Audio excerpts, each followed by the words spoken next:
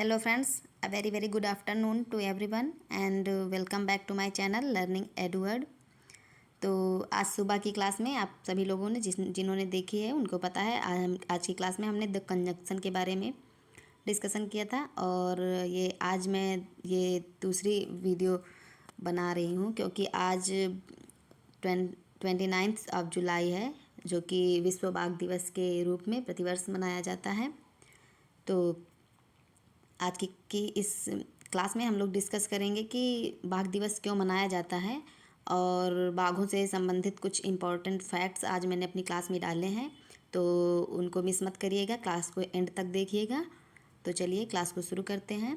Class को शुरू करने से पहले यदि चैनल पर आप नए हैं और अब तक आपने चैनल को सब्सक्राइब नहीं किया है तो प्लीज़ चैनल को अभी सब्सक्राइब कर दो, ऐसी ही और इंटरेस्टिंग, नॉलेजफुल और हेल्पफुल वीडियोस के लिए जो आपको किसी न किसी एग्ज़ाम में हेल्प करेंगी। और आज का जो ये टॉपिक है, इससे आप किसी भी एग्ज़ाम की तैयारी कर रहे हो, सभी एग्ज़ाम से में क्वेश्चन पूछे जाते हैं, 1 या 2 नंबर का क्वेश्चन तो पक्का आता है। तो चलिए शुरू करते हैं। तो विश्व बाघ दिवस की शुरुआत कब हुई?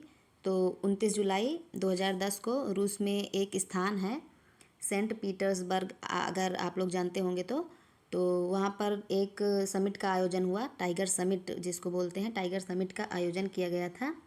और इसमें जो बाघों की संख्या में निरंतर कमी आ रही थी, बाघों की संख्या में तीव्र गिरावट और इसकी जो अनेक प्रजातियों के विलुप्त होने से बचाने के लिए जागरूकता बढ़ाने के संकल्प लिया गया। और इसी समिट में एक समझौते पर हस्ताक्षर भी किया गया। किस लिए हस्ताक्षर किया गया? बाघों की विलुप्त होने से बाघों को बचाने के लिए, और उनकी जो संख्या में कमी आ रही है उनके संरक्षण के लिए अनेक प्रयास किए जाएं, इसके लिए रूस के सेंट पीटर्सबर्ग में एक टाइगर समिट का आयोजन किया गया था। और इसमें बाघों की आबादी को वर्ष 2022 तक दोगुना करने का लक्ष्य रखा गया था। जो सेंट पीटर्सबर्ग में समिट हुई थी, टाइगर समिट, उसमें बाघों की आबादी को 2022 तक दोगुना करने का लक्ष्य रखा गया था। और आप लोग जानते होंगे तो यूनाइटेड नेशंस की एक संस्था है world wide fund for nature, इसने इस पहल को क्या नाम दिया था? T×2 का नाम दिया गया था। मतलब कि टाइगर को दोगुना करने का जो लक्ष्य था उसे T×2 नाम दिया गया था। नेक्स्ट देखेंगे भारत में टाइगर प्रोजेक्ट क्या है।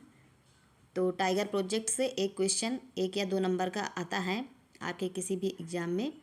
तो भारत में बाघों के संरक्षण का सबसे पहला प्रयास जो किया गया वो राजस्थान के जोधपुर के निवासी थे कैलाश सांखला, एक बहुत ही अच्छे व्यक्ति थे। उनके नेतृत्व में उस समय जो प्रधानमंत्री थी, तत्कालीन प्रधानमंत्री जी श्रीमती इंदिरा गांधी जी द्वारा 1973 में ये क्वेश्चन बेसिकली पूछा जाता है कि टाइगर प्रोजेक्ट की शुरुआत कब हुई थी। तो हमारा आंसर रहेगा 1973, यानी कि 1973 में। तो इंदिरा गांधी द्वारा 1973 में प्रोजेक्ट टाइगर की शुरुआत की गई। ये भारत में शुरुआत किया गया था प्रोजेक्ट टाइगर। और प्रोजेक्ट टाइगर शुरू क्यों किया गया था? तो भारत में भी बाघों की संख्या में लगातार गिरावट हो रही थी, तो उसको संरक्षण प्रदान करने के लिए प्रोजेक्ट टाइगर की शुरुआत की गई थी। तो यदि क्वेश्चन आए कि प्रोजेक्ट टाइगर की शुरुआत कब हुई, तो आपका आंसर होना चाहिए 1973। और जो कैलाश सांखला हैं, इनको टाइगर मैन ऑफ इंडिया के नाम से भी जाना जाता है। और भारत का राष्ट्रीय पशु आप लोग तो जानते ही होंगे कि बंगाली बाघ यानी कि रॉयल बंगाल टाइगर को माना जाता है, और यही भारत का राष्ट्रीय पशु है। और मैंने जब, आपको याद होगा तो मैंने जब क्लास ली थी important national and international days वाली, तो उसमें भी मैंने आपको बताया था प्रोजेक्ट टाइगर के बारे में। और जब मैंने वो कुछ इम्पोर्टेंट सिंबल्स की जो क्लास ली थी उसमें आपको मैंने राष्ट्रीय पशु वगैरह के बारे में बताया था कि राष्ट्रीय पशु कौन है, राष्ट्रीय पक्षी कौन है। तो अगर आप लोगों ने नहीं देखी है तो मैं डिस्क्रिप्शन में लिंक शेयर कर दूँगी, आप लोग देख लीजिएगा। नेक्स्ट देखेंगे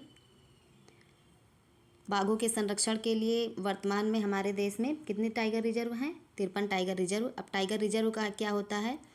तो एक ऐसा क्षेत्र जहाँ पर बाघों की सर्वाधिक संख्या होती है या फिर जहाँ बाघों के रहने के लिए अनुकूल मौसम या वातावरण पाया जाता है, उस स्थान को रिजर्व कर दिया जाता है, यानी वहाँ पर आम लोगों का आना जाना बंद कर दिया जाता है और उस स्थान को रिजर्व कर दिया जाता है, तो वो टाइगर रिजर्व कहलाता है। और भारत में यदि हम वर्तमान में टाइगर रिजर्व की बात करें तो वर्तमान में 53 टाइगर रिजर्व हैं और अभी हाल ही में जो 53वां टाइगर रिजर्व है वो गुरु घासीदास को, यानी छत्तीसगढ़ में है गुरु घासीदास टाइगर रिजर्व, उसको बनाया गया है। नेक्स्ट हम देखेंगे, नेक्स्ट पॉइंट क्या है। बंगाली बाघ मुख्य रूप से भारत में पाए जाते हैं, यानी कि मैंने अभी आपको बताया बंगाली बाघ जो कि भारत का प्रमुख राष्ट्रीय पशु है। बंगाली बाघ ये भारत में सबसे ज़्यादा पाया जाता है और इनकी कुछ आबादी बांग्लादेश, नेपाल, भूटान, चीन और म्यांमार, इन सभी भारत के पड़ोसी देशों में पाया जाता है। और भारत के पड़ोसी देशों की भी मैंने एक वीडियो बना रखी है, यदि आप लोगों ने नहीं देखी है तो प्लीज़ जाके देख लीजिए। और नेक्स्ट देखेंगे हम राष्ट्रीय बाघ संरक्षण प्राधिकरण। ये बाघों के संरक्षण के लिए एक अथॉरिटी है, नेशनल टाइगर कंजर्वेशन अथॉरिटी। तो ये किसके अंतर्गत आती है? ये पर्यावरण, वन और जलवायु परिवर्तन मंत्रालय के अंतर्गत आती है, जो कि एक लीगल बॉडी है, यानी कि एक वैधानिक निकाय है जिसका गठन वर्ष 2006 में संशोधित वन्य जीव संरक्षण अधिनियम 1972 के प्रावधानों के तहत किया गया है। अब यहाँ से भी आपका एक क्वेश्चन पूछा जाता है कि वन्य जीव संरक्षण अधिनियम कब से है, यानी कि कब हुआ था वन्य जीव संरक्षण अधिनियम का एक्ट जो है वो कब बना था। तो आपका आंसर होना चाहिए 1972, यानी कि 1972। अब नेक्स्ट देखेंगे हम लोग कि बाघों की वर्तमान स्थिति क्या है। जैसा कि मैंने आपको स्टार्टिंग में ही बताया था कि आप लोगों के लिए बहुत ही इम्पोर्टेंट फैक्ट है जो आप लोगों को जाना चाहिए। बहुत से लोग हो सकता है जानते भी होंगे, तो चलिए देखते हैं। हाल ही में अंतर्राष्ट्रीय प्रकृति संरक्षण संघ, तो ये भी यूनाइटेड नेशन यानी कि जो हमारी संस्था है, वर्ल्ड संस्था, जिसको हम संयुक्त राष्ट्र संघ के नाम से जानते हैं, उसकी ही एक शाखा है ये अंतर्राष्ट्रीय प्रकृति संरक्षण संघ, यानी कि IUCN, international union for conservation of nature. इसके द्वारा जारी एक रिपोर्ट के मुताबिक वर्ष 2015 के आकलन के बाद, यानी कि जब 2015 में इसका आकलन हुआ था कि कितने बाघ हैं पूरे विश्व में, तो उस समय उसके बाद बाघों की आबादी में 40% की वृद्धि हुई है। यानी ये एक अच्छी सूचना है कि बाघों की आबादी में वृद्धि हुई है। और सर्वाधिक बाघ या तो हमारे इंडिया में पाए जाते हैं या फिर साउथ अफ्रीका में पाए जाते हैं। तो 40% की वृद्धि हुई है। और वर्तमान समय में अगर हम देखें तो पूरी दुनिया में 3726 से लेकर 5578 बाघ हैं, जो कि एक बहुत ज़्यादा मात्रा नहीं है, लेकिन फिर भी जब विलुप्त हो रहे थे बाघ, तो उनके संरक्षण के लिए जो कदम उठाए गए हैं वो कारगर साबित हुए हैं, यानी कि उनकी संख्या फिर बढ़ी है, 40% की वृद्धि हुई है। और यदि भारत में हम देखें तो भारत में सर्वाधिक जो बाघ हैं वो मध्य प्रदेश में पाए जाते हैं और करंट टाइम में लगभग 526 बाघ केवल मध्य प्रदेश में हैं। और पूरे अगर हम भारत की बात करेंगे तो 800 या 900 के लगभग बाघ केवल इंडिया में ही हैं। So friends, I hope class आप लोगों को पसंद आई होगी। तो क्लास पसंद आई हो और अगर जानकारी आपको अच्छी लगी हो तो प्लीज़ आप लोग क्लास को लाइक करेंगे। और जैसे कि मैंने आपको बताया इम्पॉर्टेंट फैक्ट मैंने आपके लिए आज की क्लास में ऐड किया है। तो वो इम्पॉर्टेंट फैक्ट ये है कि बाघों की स्थिति संकटग्रस्त है और बाघों का निवास स्थान उष्णकटिबंधीय वर्षा वन, सदाबहार वन, मैंग्रोव दलदल। अब मैंग्रोव दलदल क्या होता है? तो जितने जो समुद्र तटीय किनारे होते हैं उनमें जो दलदला भाग जहाँ पर होता है वो मैंग्रोव दलदल के नाम से जाना जाता है। घास और सवाना के मैदान या इन जगहों पर बाघ सर्वाधिक पाए जाते हैं। और यदि बाघ शिकार के लिए अगर हम सोचते हैं कि वो लोग गंध से हमें सूंघ लेते हैं, तो बाघ गंध की बजाय मुख्य रूप से दृष्टि और ध्वनि पर भरोसा करते हैं, यानी कि वो आवाज़ को, झाड़ियों के पीछे छुपे रहते हैं और आवाज़ से अपने शिकार के ऊपर वो हमला करते हैं।